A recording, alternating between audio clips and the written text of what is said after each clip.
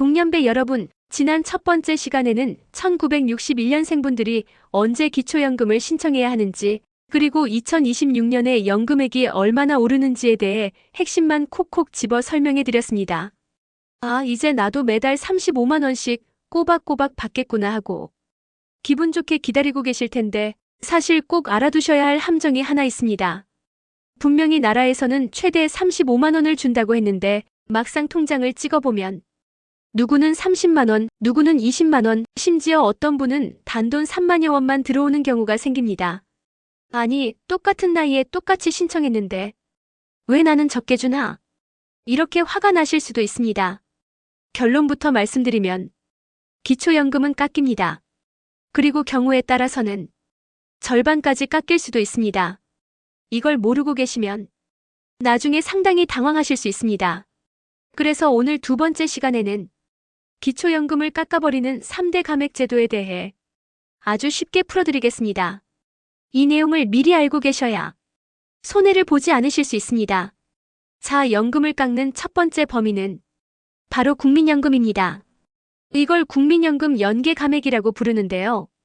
우리 60대 분들은 젊을 때부터 노후 준비한다고 국민연금 열심히 납부하신 분들 많으시죠? 그런데 조금 아이러니하게도 국민연금을 많이 받으면 기초연금은 줄어들게 됩니다. 구체적인 기준을 말씀드리면 2026년 기준 기초연금이 약 35만 원일 때 국민연금을 약 52만 원 이상 받고 계시면 그때부터 기초연금이 깎이기 시작합니다.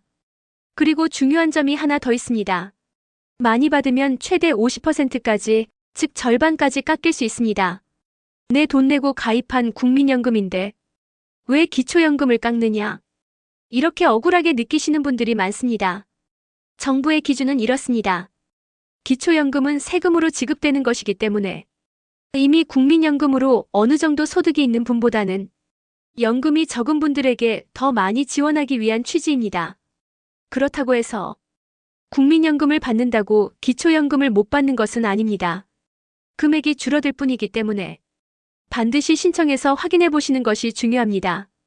두 번째로 연금을 깎는 이유는 부부 감액입니다. 혼자 사시는 분들은 해당이 없지만 부부가 함께 기초연금을 받게 되면 각각 약 20%씩 줄어듭니다. 예를 들어 혼자 받으면 약 35만 원이지만 부부가 함께 받으면 한 분당 약 28만 원씩, 둘이 합쳐 약 56만 원을 받게 됩니다. 왜 이렇게 줄어들까요? 함께 살면 식비나 공과금 같은 생활비가 상대적으로 적게 든다고 보기 때문입니다. 여기서 꼭 기억하셔야 할 점이 하나 있습니다. 부부 중 한 분만 기초연금을 받는 경우에는 이 감액이 적용되지 않습니다. 두 분 모두가 대상일 때만 줄어든다는 점을 꼭 기억해 두시기 바랍니다. 마지막 세 번째는 소득 역전 방지 감액입니다. 이건 이름이 조금 어렵지만 쉽게 말씀드리겠습니다. 예를 들어 기초연금 기준이 210만 원이라고 했을 때 209만 원인 분은 연금을 받아서 총 소득이 더 많아지고 211만 원인 분은 연금을 못 받아서 오히려 소득이 적어지는 상황이 생길 수 있습니다. 이런 불공평을 막기 위해 기준선 근처에 계신 분들은 연금을 조금 줄여서 지급하게 됩니다. 그래서 나는 기준에 해당되는 것 같은데 왜 생각보다 적게 나오지? 이런 경우가 생길 수 있습니다. 자, 여기까지 들으시면 그럼 깎이는데 신청 안 하는 게 낫지 않나? 이런 생각이 드실 수도 있습니다. 절대 그렇지 않습니다. 아무리 많이 감액이 되더라도 최소 금액은 지급됩니다.